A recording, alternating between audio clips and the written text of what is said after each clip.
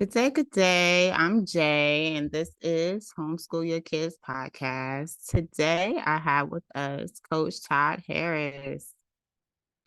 Welcome, welcome. Introduce yourself. Thank you. My name's Coach Todd Harris. I am a budding, I guess, a successful entrepreneur, and for about 30 years in Charlotte, North Carolina. And I work with a lot of families, as well as businesses on systems, processes, and communication. And it's funny how they all go hand in hand, no matter if it's a business or if it's a family.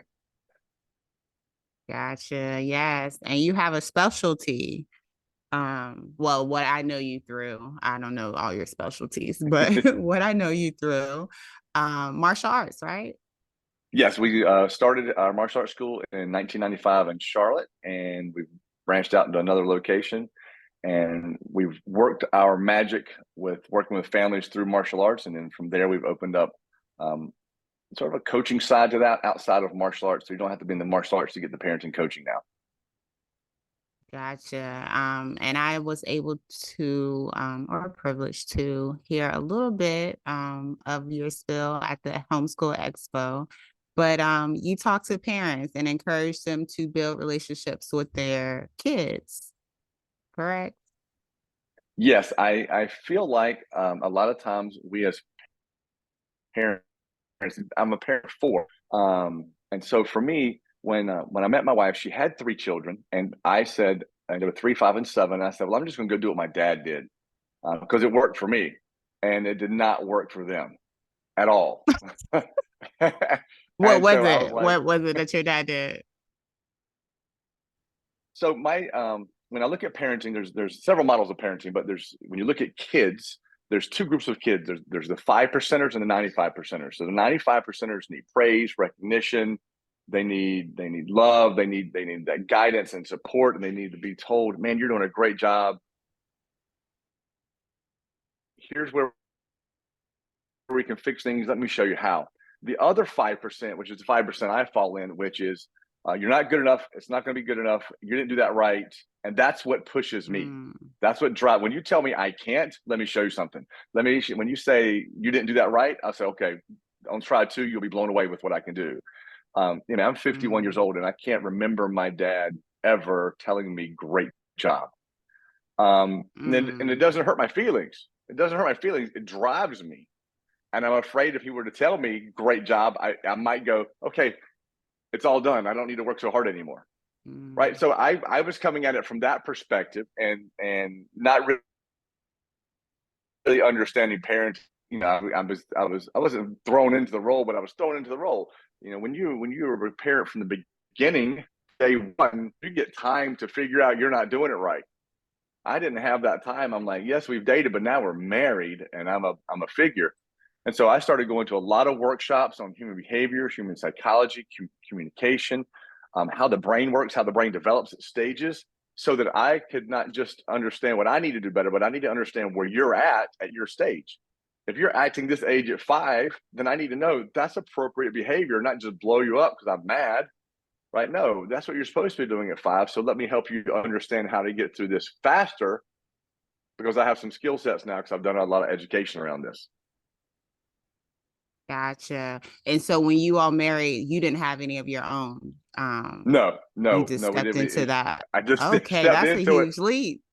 It was, but it was like That's I've a been working with kids forever, so this will be just the same, and it's not, right? Because at the end of 50 minutes, you go home with your mom and dad.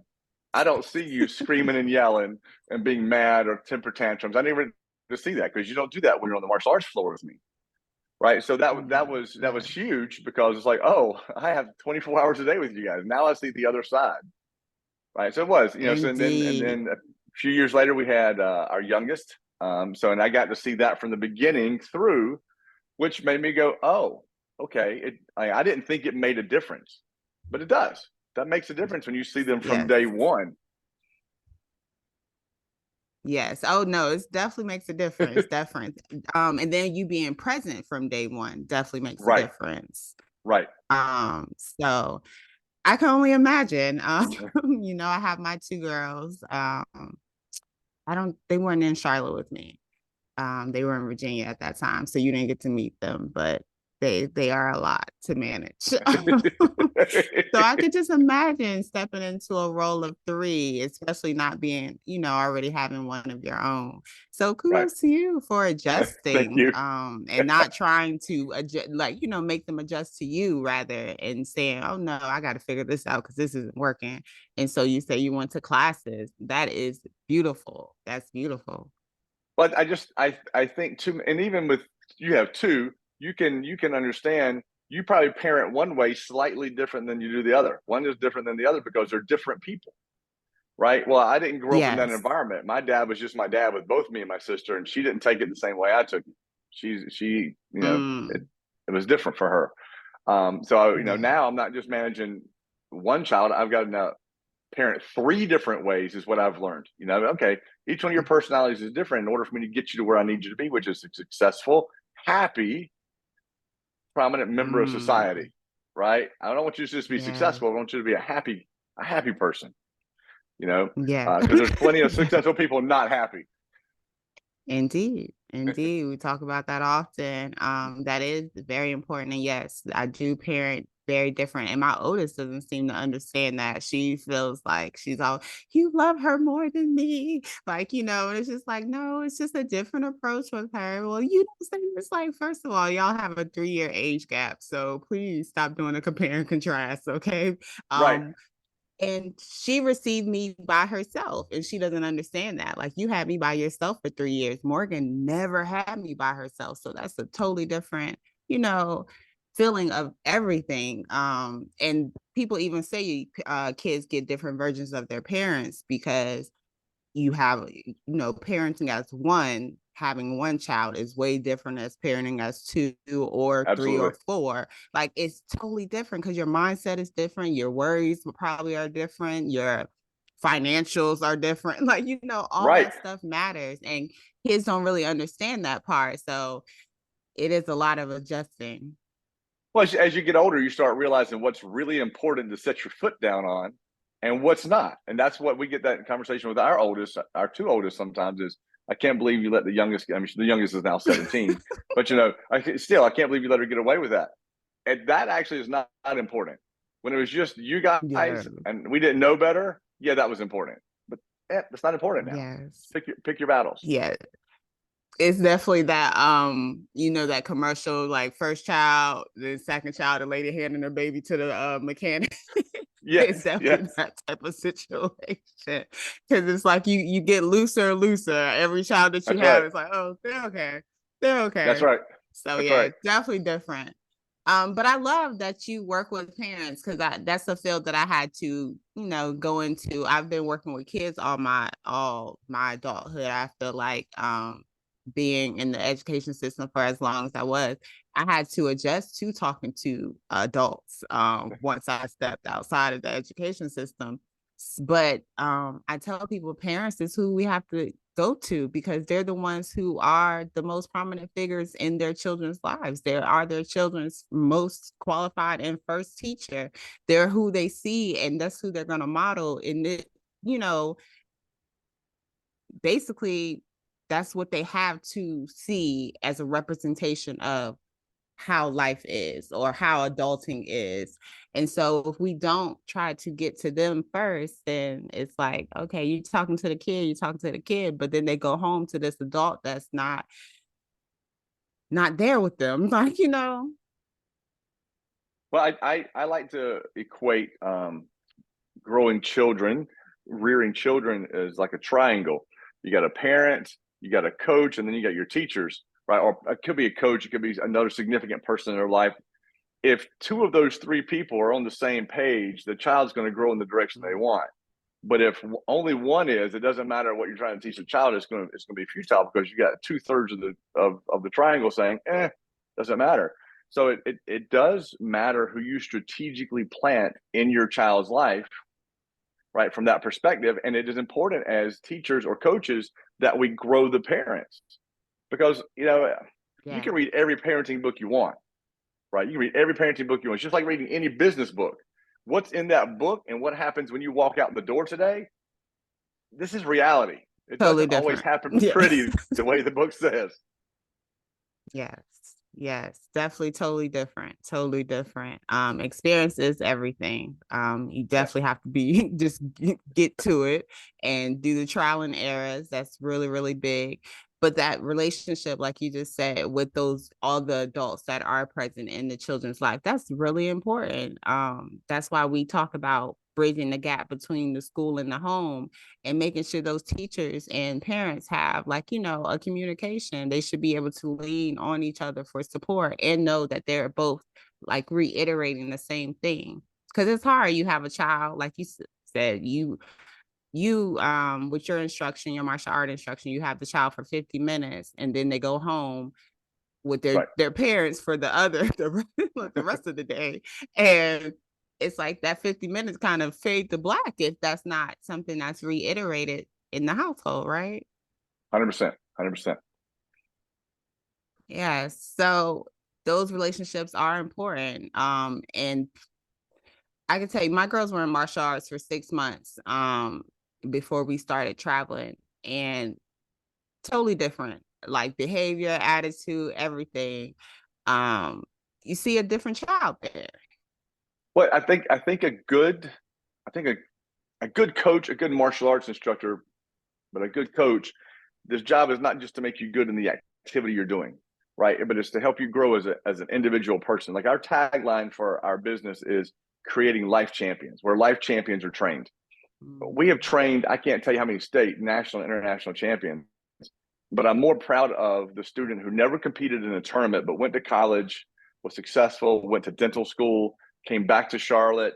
This one went over here and did this, and this. Like, I'm more proud of those guys because they took the life skills that we were teaching, the remarkable boldness, the ability to see something through to the end. I had a parent just last week come in and go, "You've taken so much stress out of my house." I said, "How?" She goes, "This little Mm. citizenship chart that you have, which is basically a chore chart, but we never use the word chore, but the word chore in itself means something you don't want to do, right? So by doing that, this child now is motivated to do their chores at home. He's 4 years old. He has to do 3 chores a day. If he does that, he gets a star for his uniform. If he does it for 5 months, he gets a gold medal. If he does it for 10, he gets a trophy. If he does it for 20, he gets a special pair of pants with his name on it. Rewarding that, right? We're rewarding the same thing you're trying to reward at home, but at home, your mom, your dad. I hear you every day. Yeah. And, I've probably worked with 10,000 kids since we've opened. And this is what I consistently hear working with kids. We do a lot of workshops with kids in our facility as well, is I don't feel like I can do anything right. When I clean up my room, it's never good enough. Mm. When I take a test, it was a B plus, but it wasn't an A. It was an A minus, but it wasn't an A plus. I put my shoes down, but it wasn't exactly where mom and dad wanted them to be. And so I hear a lot of times I get told so much that I'm not doing it right that I'd just rather not try. Like, Oh, that's scary to me.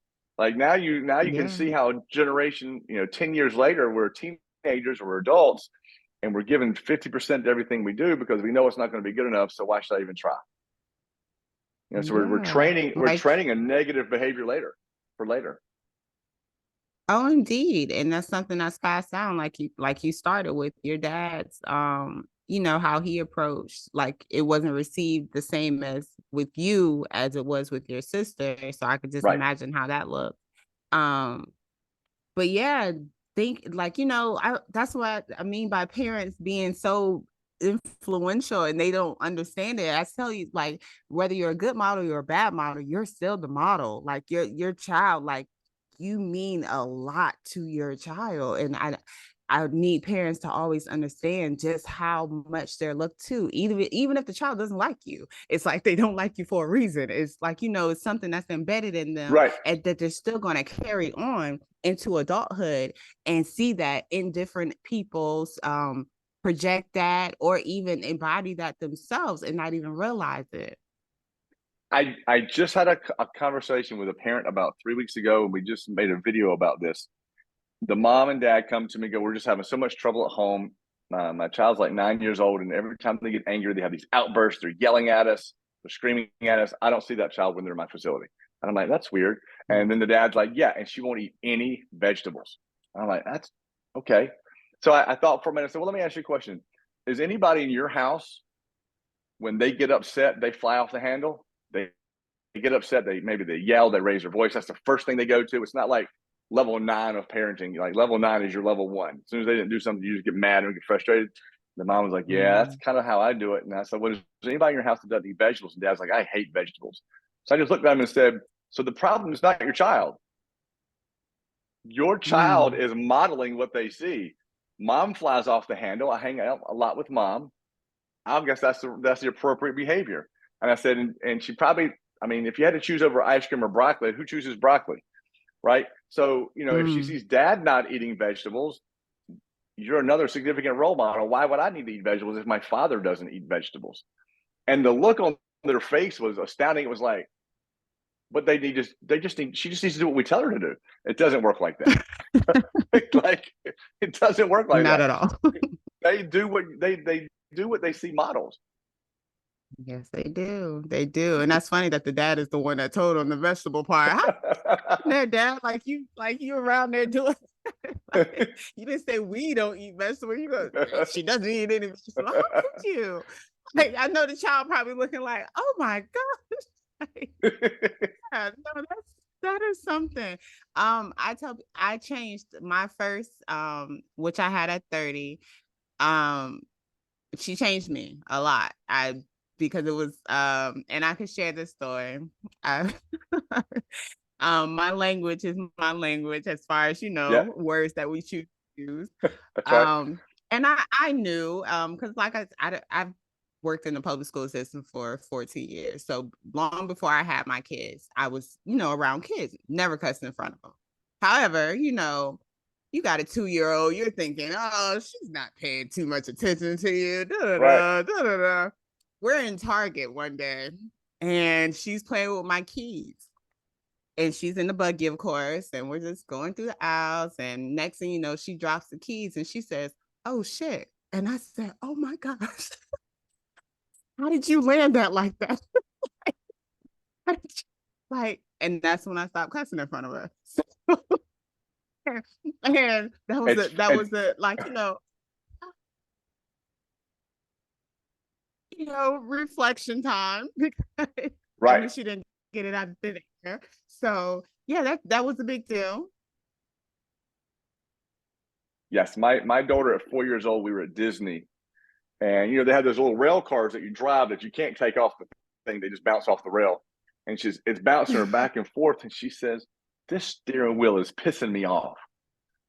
And I was Oh, like, "Where did you?" I called my mom. Mom, I don't use that language. That's your word. And so my mom oh, was like, I don't know talk to mom. I don't use that language. That's not the words if I use words, it's not those. You know. So yeah, mom, she's hanging out with you. You got to be mindful. She's 4. She's going to repeat. She's not old enough to be able to choose yeah. which filter to put on. Yes, yes, yes. Very important, very important. And my daughter always tells me all the time that she wants to be just like me. So it's no like even escaping in my head that this child isn't looking and watching and thinking and everything. So like Yes, I'm always on my P's and Q's as far as, what I present. And that does come with a lot of meditation, a lot of reflection, a lot of sitting with myself and making sure I start the day with the energy I need to start with in order for them to see and replicate that. absolutely. Because I definitely had some behaviors prior to that were not something I wanted them to carry with them. So yeah, it takes the it takes what is it? Conscious like, acknowledgement of, all right, I got this little person watching me. And this little person, doesn't really know what not to do or what to do in regards to what they see me do. So I need to make sure that I'm putting on my best foot when Right. showing them, you know. Absolutely. Yes. How do you start with your parenting sessions? Like, do you have a course that you go through, or do you have, a starting point, or do you just let them pour out and then you attack from that end? So How when do you go when I'm about? working with when I'm working with my martial arts students and those families, I typically listen first. My kid's shy, my kid's this, and my kid's that, my kid. And once I build a rapport, then like I don't like to go in there and be like, "Hey, you're wrong," because nobody wants to hear that. And so I can think of a child right off the top of my head where we had a conversation with the mom, and she just swore the kid was shy and he would never open up. And he comes in, and like in 2 minutes, the kid's working with me. She's like, well, you just must have a special touch. And I waited a couple of weeks, and I sat with her and said, so are there any other things besides shy we should work on? And she named some things. And I said, well, I need you to understand that there's things in life that happen that we don't know happen. She goes, what? I said, well, one is rule conflict. Kids have so many rule conflicts.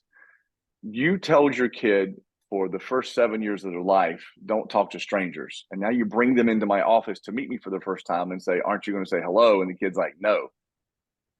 That's not shy. That's you introducing them to a stranger and them not understanding the rules. Right? It's like that's the first thing. I said the second thing is labeling. You keep saying in front of your child, they're shy, they're shy, they're shy. My mom told me I was shy my whole life, and I lived up to that expectation. Right? When people meet me now, they're like, there's no way you were ever shy. No, I went to a lot of college, I went to a lot of courses and workshops that taught me about human behavior and how things get anchored. Right? So if you keep repeating things over and over and over, I like to use a lot of my phrases from my grandma, and she says, you are what you say you are.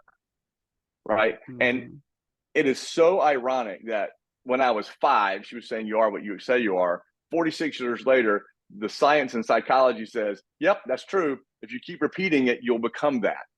Right? And so, how smart was my grandma that I wasn't listening to when I was 4 and 5?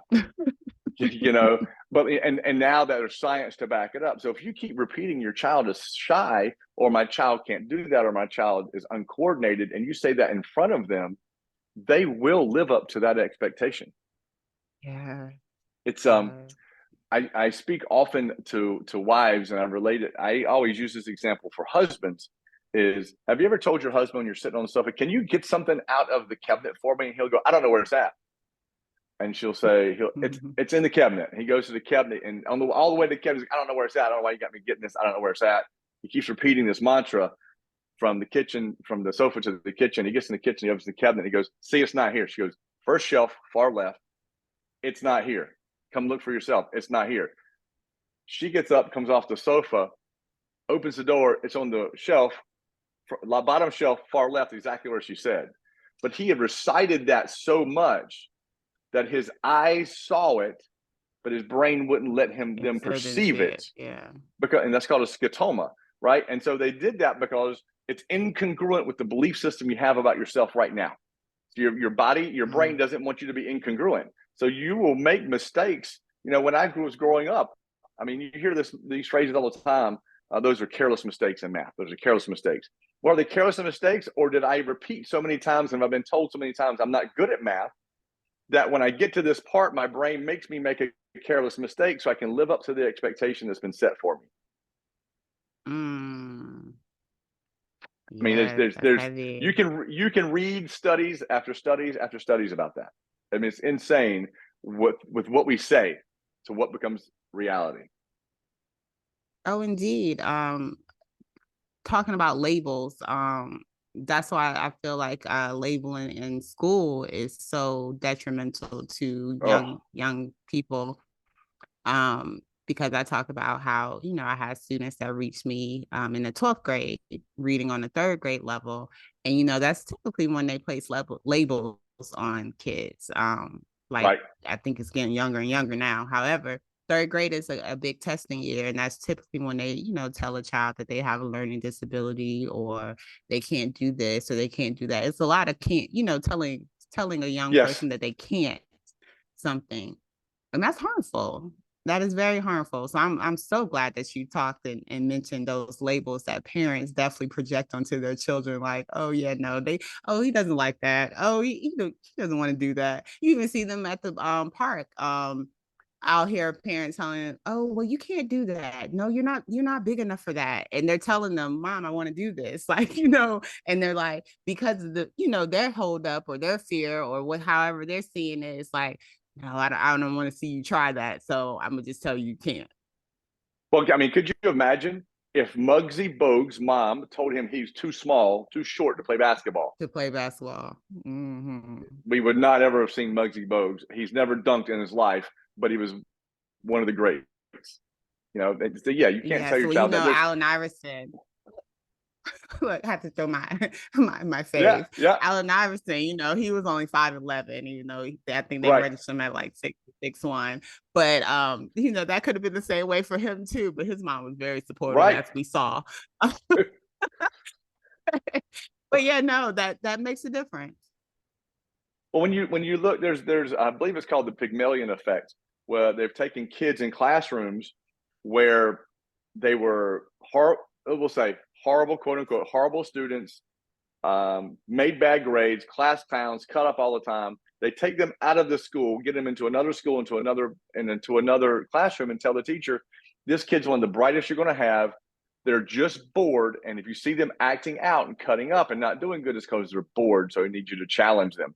And all of a sudden, they go from DF students to AB students because the belief about the student has changed, and the belief about Yeah. themselves have changed because a teacher now believes in them. Yes. Oh my goodness. I love that. I love that. That makes a difference. Having someone to believe in you makes a difference. It does. And Yes, it reiterates to yourself to believe in you also. That's a big thing. But you know, there's a lot of adults that don't believe in themselves. So it's easy for them to tell a child what they can or cannot do. right, Um, right. so that's why I love what you do, because like I said, it doesn't matter how much we pour into these little people from, you know, from our perspective, or from a like just, you know, another adult in their life type of perspective. It matters that person that is supposed to nurture them and pour into them initially, the one that they came through, that matters. Absolutely, absolutely. I mean, if you look at compare children who've been poured into on a consistent basis and been poured into the right way, right? You know, there's constructive criticism, right? And so, a good parent, a good teacher, a good coach gives the child constructive criticism that they can grow from, and you find another child who doesn't see constructive criticism, but the people think it's constructive criticism, right? So Mm. this is how most coaches go about constructive criticism. All right, Jay, I was watching you dribble today, and you're going up the court, and you need to be faster. If you want to be a point guard, you need to be faster. And Jay's like, okay, I'm going to be faster, coach. Thanks. That is not constructive criticism, right? Right. Constructive criticism is, Jay, you're not moving fast enough up the floor. Here are 4 drills that will increase your speed. Constructive criticism means Mm. constructing the path to be able to find the success in what I need you to do. But too many times we're telling you Mm. what's wrong and we expect you to fix it. All right. All Figure right. out Well, how to okay. fix it. So I have a coach and I'm 51. If my coach were to look at me and go, Todd, you're not doing this, go fix it, I would be like, Coach, if I could figure out how to fix it, I already have fixed it. I'm 51. Mm. Right. So don't tell me to go fix it. Tell me what's wrong, how to fix it, the steps I need to take. Then I have the knowledge to go fix it. And I think that's the problem is a lot of times we're telling our kids these things, but we're not showing them the step by step on how to get there. And I also think expectation is too much. And I'm not trying to down parenting at all, but I think we have to be realists. If I'm going to put a ladder up on the side of my house to clean my gutters, there's 12 rungs to get to the top. I can't just be on the top. So when we're looking at our child and we're like, I told you to put your shoes somewhere. Okay, it's day 3 that we've been working on shoes. You can't be blowing off the handle today on day 3 that we're working on shoes because we're still on rung 1 and 2 of understanding what habits are. It takes without other stimulation, it takes 30 days roughly to make a habit. And you're blowing up on day 3. We're on step 2 of the ladder. And this is one of the things I tell parents when they come to me, I was so mad at my kid. I'm sorry, I blew up on him. He's probably gonna be a little bit upset in class today. I said, let me ask you a question. Mm. If your child's best friend was over the house and did the same behavior, how would you have done it then? Oh, I probably would have been like, with Johnny, that's not the way we do things in our house. Then you need to coach your child the same way you would do them, because we can't assume your child knows the right way to do it, even though you've told them once. You know, it's I Yeah. I work in my business. I work with a lot of 16, say 25-year-olds to help us teach classes. And even when they look at me and say, I can't believe this person didn't do this today. I need you to understand, we have told them, but they're 17. The brain doesn't even fully develop till you're 24 or 25. So like when they turn 26, we'll be like, all right, you're fully developed now. Why are we making these same mistakes? Right. But like we have to be understanding. And if you're making progress, we have to celebrate the progress. On day 1 and 2, you put your shoes where I asked you to. On day 3, you didn't. Why am I blowing up on day 3? Why don't I just give out a simple reminder of, hey, don't forget to make sure you put your shoes where they belong?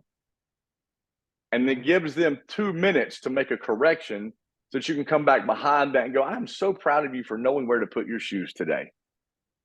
Now, all of a sudden, you're praising the behavior that you want to see. Right? I never want my kids and I never want any of my students to do something because I told them to. Right? I don't want you to do it because I told you to. I want you to do it because you know that's what you're supposed to do. Right? Yeah. Stand still. No, you know you're supposed to stand still. So I want you to choose the right behavior to do. And that's what I'm trying to instill in people is choose the right behaviors, choose the right things. That's what's more important. Because when your child is 38 in life, you're not going to be behind them going, should you be doing that? Should you be doing that? No, you're going to teach them early on how to make those good decisions. Not just tell them what the good decisions are, but how to make them. Yes, yes, indeed. Very, very important. Something else that you really touched on is parenting now versus, a lot of parents speak on what they did when they were their age. Like, oh, when I was your age, when I was your age, or when That I was in school, I love I that. I love that. it's I love hearing parents, and we all have done it. Well, I was in 4th grade one time. I know exactly what you're talking about. I was in 8th grade. I was in high school. It's no different. No, it's not, but it is. 12th grade is still 12th grade, right? But things are more accessible now. I mean, I was bullied all for my first 2 years of high school. Okay, then I dealt with it, and he didn't bother me anymore. Well, now you can bully somebody through every social media channel. You can find, I mean, there was not a cell phone when I was in high school. So there's not a cell phone blast that's anonymous with things about me that can happen. Bullying is on a whole nother level, Websites right? created, little websites created, Right. whole post, like everything. Yes. Access to stuff. Like, I mean, I'm sure I know drugs and things were around when I was out there, but I couldn't have found them if I tried. I wouldn't have known where to go. They're everywhere. You can make a post anywhere on any social platform, and within seconds, ding, I know where you can get that. Ding, I know where you can get that. Mm-hmm. It's if you want it, it's at your fingertips. So it's not the same world. Do we have a lot of the same stresses? Yes. But even the way the brain is developed in certain ways, right? If you look at TV shows back when I was young, and you're sitting watching a TV show segment for 12, 15, 18, 20 seconds on the same shot. So you got a focus point. Now you watch any show, I mean, we're talking 1 or 2 seconds, pop, pop, pop, pop, pop, pop. Scenes are changing all the time. So you got to think about what does that do to the brain? This is a study that I want done, and I don't know if anybody's done it. So if you find out somebody's done it, please send it my way. How is it affecting us? How is it affecting our brain that we keep our AirPods and our headphones in or on 24 hours a day, 7 days a week? I'm at the Harris Teeter watching somebody listening to music while checking me out. Does that affect the brain long term? And I'm not even talking about the electromagnet stuff. Like I'm talking about the amount of information that's being pushed into your brain 24 hours a day, 7 days a week. Is that affecting anything? I don't know. I feel like our brain is like a hard drive. At some point, capacity gets hit. Right? Is it creating damage? Is it hurting something that we're always being stimulated? I think it does. That is a great question. That's I think that would be a great No. study, and I'm pretty sure it's probably out there. Yeah. They definitely probably have that out there. Right. That You know, is that and is interesting. the fact that as our society is today, that we need constant stimulation says something. You know, I Indeed. love just to go sit in the woods or be out in nature, just quiet. I don't typically drive with music. I like the downtime. I like the quiet. My family is the opposite of me. They love the music. Um, it's a battle when I'm driving. But I feel like my brain just needs to go, thank you. Right. It doesn't. Yeah. And when you need that constant stimulation and you're not getting it, you're going to go seek it. Right. Mm. And what can we seek it from? I mean, we can get it from anything online. We can get it from chemicals. We can get it from food. I mean, there's a book called The Sugar Blues, right? Talking about how when you eat Mm. sugar, that's a stimulant. And then after 20, 30 minutes, now you went up, you got stimulated, now you get this drop. Right. And when you live in this world of eating sugar all the time, and I'm not against sugar, I'm just saying you have to be mindful. That leads to anxiety and depression. Right. Because Mm. so now I can't, man, my parents took my tablet or my phone away. I need stimulation. I mean, watch a kid's phone or taken away and watch a tantrum get ready to happen. I don't care what age they are. Oh Why? yeah, I mean, you see it in school. You see the fights in I know you've seen that stuff. The fights with the Yes. teachers taking the phones and stuff. Like they're a big deal. Yep. And there's been plenty of studies on the phone, the screen times and things of that nature, and the Yes. addiction that has come with it. And Yes. I think that's ageless too, because I feel like adults are just as addicted to their phones as kids are. So, Absolutely. um, And we all have addictive traits. yes, Yours may be exercising, which somebody would say that's a I wish healthier it was. addiction, right? I wish it was. Right. Somebody else's may be food, right? Somebody else's may be something else. Like we have to be mindful that you don't know what's the one thing that's your trigger to make the addiction kick in. You just don't know. Hmm. Indeed. Indeed. And I was And I was it's so watching. much available. Yes, there's so much Yes, available. it's so much more available now than it was in 1981. In 19, well, we might have had 4 channels in 1981. And so like, Yes. and what we don't live, most of us don't live in a place now where going outside and playing all day is something. Where I grew up, my mom Mhm. could kick me out. There was 15 acres behind me. If I crossed the road, there was Mhm. another 35 acres over there. I don't know who owned them. And behind that was, across the street from that was another 20 acres. And we just went through the woods and played and followed the creek. We could do that, but you Mhm. can't now. Like you've got your little piece of property if you're lucky, right? Who wants to play Yeah. in their backyard for 9 hours by themselves, right? Well, you put it like that. Right. Or even with a friend. But you can go out literally and Yeah. be in the woods by yourself as a kid for hours on end. Look at this pine cone. Look at this leaf. Oh, look at that bug. You'll just find stuff. And I think as parents, we've got to get back to teaching our kids there is excitement in everything we do and teach them how to do it. Mm, Teach them. We have to show them. indeed. You know, you should go outside and play sometime. Well, I never see you out there, Dad. I never see you out there, Mom. So why would I choose to go out there? Yes, yes. No, I'm definitely all about the outdoors. My girls, they like right now, we're in Iowa. We're in Iowa. So you can imagine how Nice. much where we're at. The guest, well, the host that we're staying with, she has 9 acres and um beautiful, Nice. beautiful property. And the girls have definitely been outside. And enjoying, of course, because we're outside anyways. I tell people I take my kids to the park every day. I know that's like Right. the Right. most like, oh, like, yeah, no, we go to the park every day. Unless the weather doesn't permit. And even if that, then we'll go to the indoor park at like the mall or something. But either Right. way, like I make sure they are playing. Like that's their initial play. play. Let's play. Yes. And so that does make, like you said, you got to play too. I play the tag. I play the freeze tag. I prefer hide and seek, where I can hide and not have to run that much. However, I do like to model that because I was a player. Like I love games. I love enjoying. And like you, I grew up. I was outside all the time. We had woods in Right. the back of my house. We had hills. I would be on my bike. I had skateboards. Had rollerblades. We had everything. Like I had a bunch of things that kept me outside. And so I always want to fill my girls up the same thing. They have skates. They have skateboards.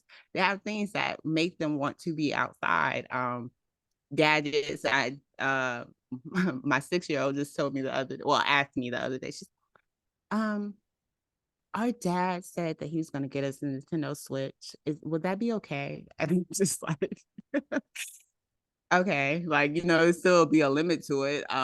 But okay, like I'm not against like things like, I still want you to have enjoyment. I'll probably play your Nintendo Switch with you. However, it's not something that's going to embody you, or that's not something that's Right. going to be your go-to. Like, as soon as you wake up, that's what you feel like you have to do. And that's how kids are. Like, as soon as they get up, they're on their tablets, they're on their phones, they're on something. Just Yes. as well as adults. But it's just like, I don't want that to be a thing. Like, sit with yourself. Like, let's sit.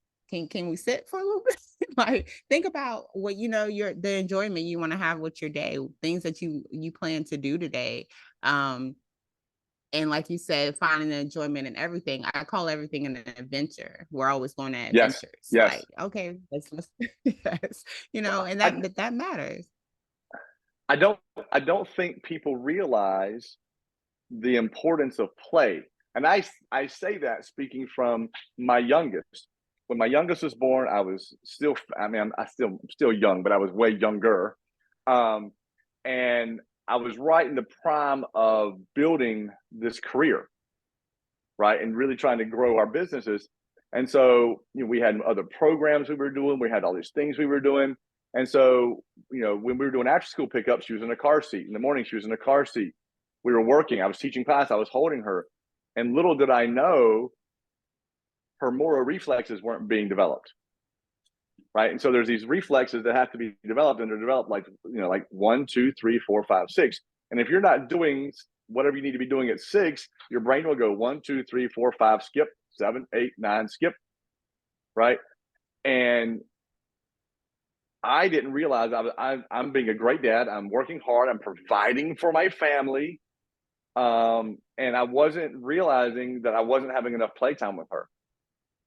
I thought we were playing. We were on the mat, but she wasn't climbing. When there was nobody there, we were rolling the ball, but she wasn't climbing. She wasn't jumping. She wasn't doing the things that maybe I would have done when I was a kid. So these innate reflexes that are supposed to be developed weren't developing. And she struggled in kindergarten. She struggled in preschool. She struggled in kindergarten. She struggled in first grade. We finally got her tested. And the doctor said her issue is her eyes only work together 20% of the time. This is why she struggles reading, and why she has no ability to retain the information she does read.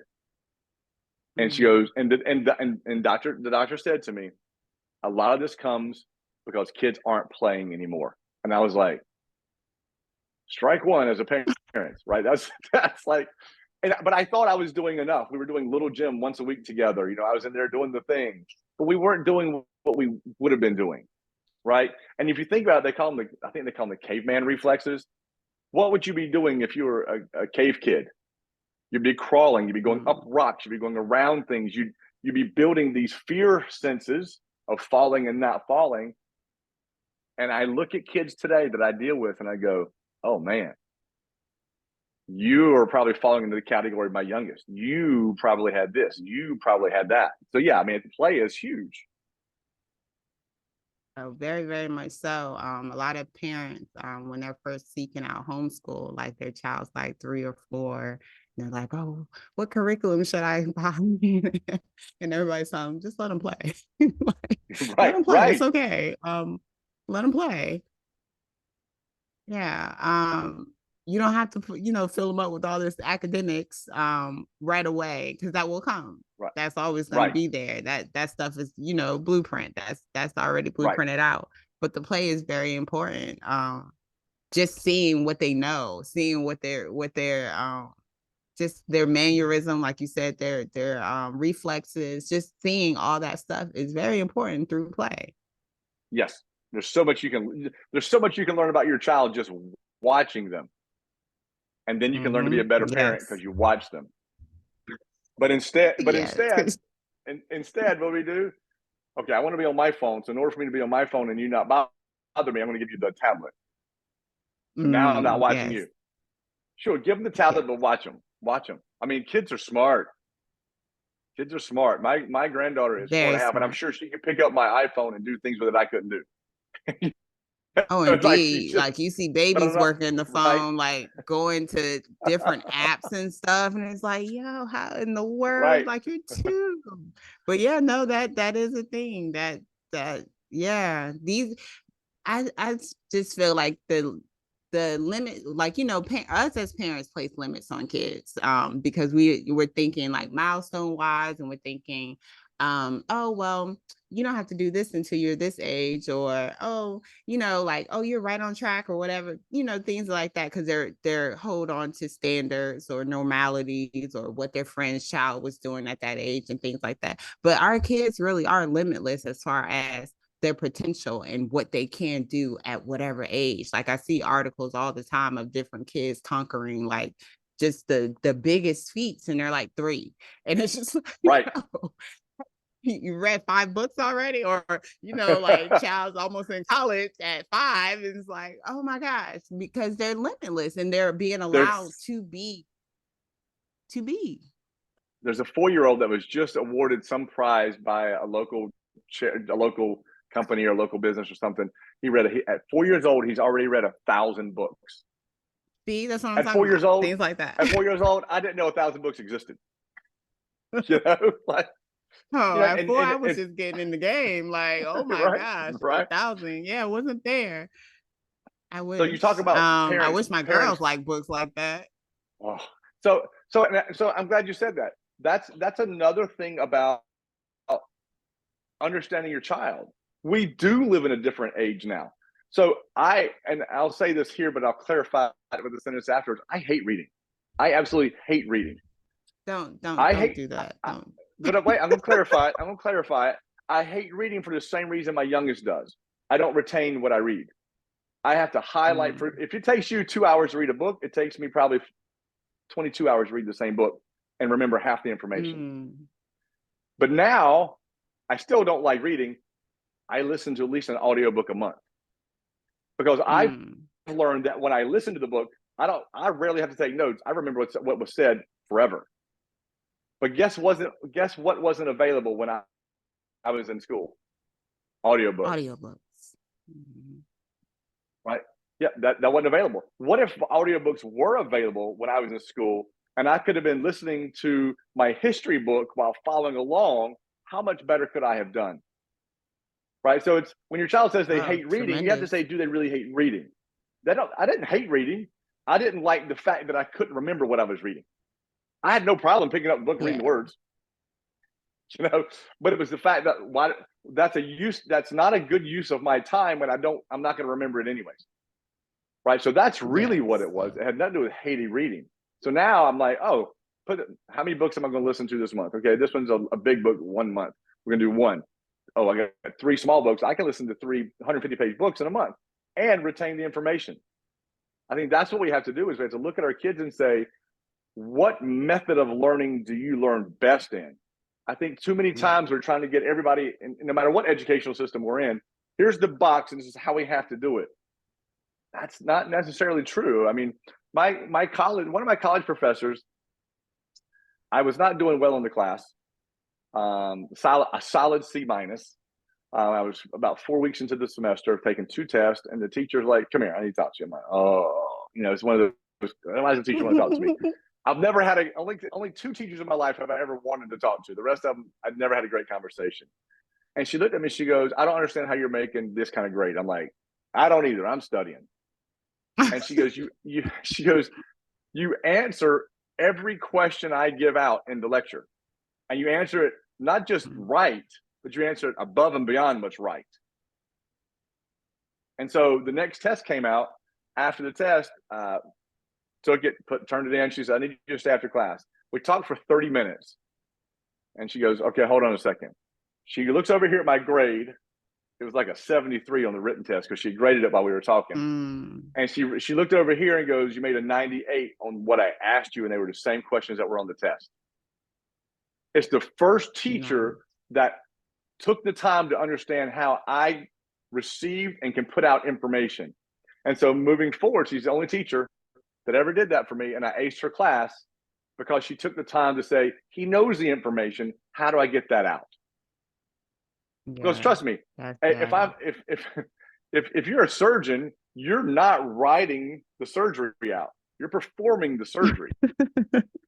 Right? So like there's things in life that you may have to be able to put back on paper, but there's so many more talents, so many more jobs in life. You just got to be able to verbalize it or do it. So just make sure I know the information, right? It's not fair. And this is hard because I know in schools, sometimes there's 30, 35 kids to a classroom, one or two, maybe a teacher, and maybe you get an assistant if you're lucky. So it's hard to personalize that environment, but to me, it'd be like asking a blind kid to take a written exam. Okay. No, it's not going to be in Braille. It's going to be like everybody else. It's not fair to give you a different test than anybody else. Well, that doesn't seem fair. So how can we as teachers, how can we as parents come to where our kids are at or where our students are at and help them succeed at the level they can succeed on?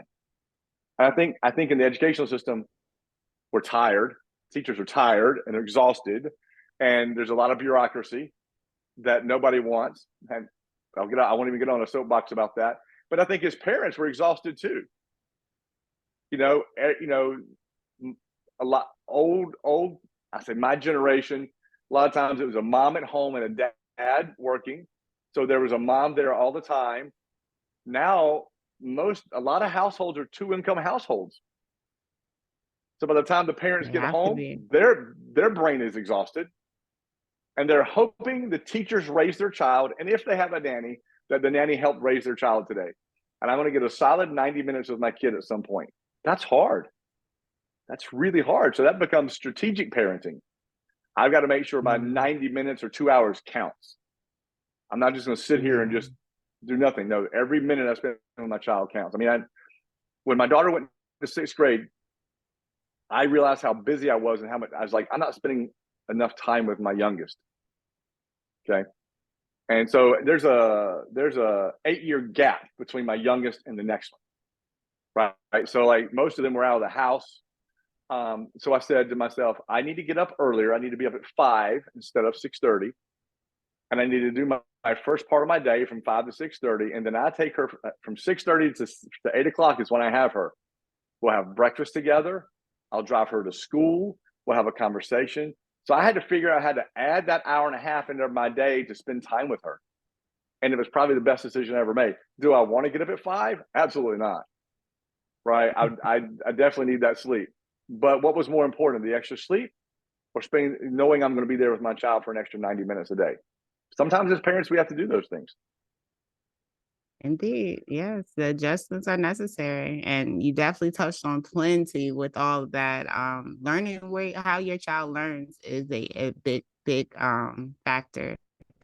Like you said, in the classroom, you may not be able to hone in on a one student, even though you are given accommodations or 504 plans or all these things. But in a classroom full of kids, it doesn't mean much because you really can't sit there, and especially with an hour and 15 minutes or 50 minutes, most cases, you don't have that time.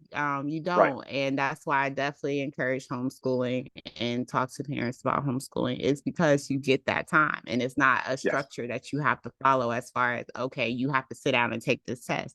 Like your professor met you where you were and let you do auditory tests as far as, hey, let's just sit and talk and let me see if you retain what I have been lecturing to you this whole time.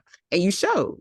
I do way better when you're talking to me and getting information out, as opposed to me having to pen a test or write this or think, like that's just not how Right. you work. And so that's very, very important. Very important. And the system does have to catch up. I know Yes. that's, it's a Well, hard it's thing why for so us many to are ask moving away right from the now. system. Yeah. Yes. Yes.